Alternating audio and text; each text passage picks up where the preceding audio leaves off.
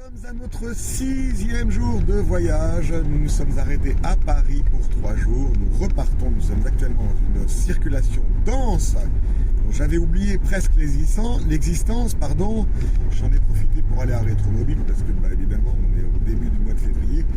Toujours une belle exposition. L'esprit a changé par contre par rapport à avant. Nous avons parcouru 1731 km depuis notre départ de Suisse et nous nous apprêtons à reprendre l'autoroute A5 qui est plus agréable que la 6 et ça devrait bien se passer puisque pour l'instant ça roule quand même.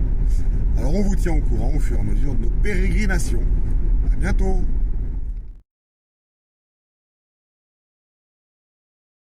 Bonjour à toutes et à tous, et voilà, on va conclure notre petit voyage.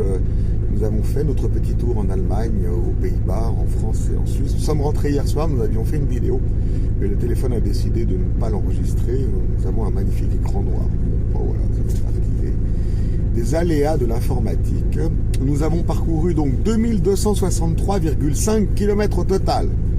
J'ai fait la consommation moyenne sur ce parcours, nous sommes à 9,8 litres au 100, ce qui est tout à fait raisonnable pour la cylindrée du moteur qui, je vous le rappelle, est de 5,7 litres. Alors, je roule pas très vite avec cette voiture parce que c'est une voiture, ce sont des voitures qui n'ont jamais été prévues pour rouler vite. D'ailleurs, les Américaines à essence non plus.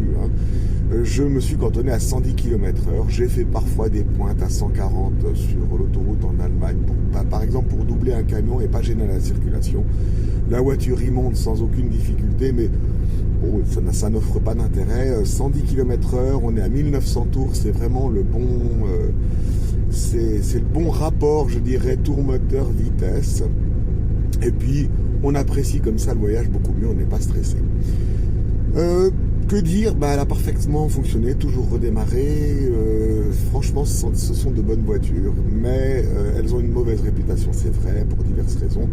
Je referai un petit after vidéo par rapport à ce petit tour que nous avons fait, pour rappeler un petit peu les mauvais côtés de ces voitures et pourquoi. Surtout, c'est intéressant, c'est important de comprendre en fait pourquoi elles ont été considérées comme de mauvaises voitures. Et c'est souvent dû à l'entretien et ou à quelques petites erreurs effectivement de la General Motors. Donc on vous souhaite un excellent week-end puisque nous sommes samedi, le je sais pas combien février. Vous voyez, ça fume un peu. C'est pas très chaud parce que je viens de mettre en route la voiture. Et à bientôt pour de nouvelles aventures ou de nouvelles vidéos. Et portez-vous bien.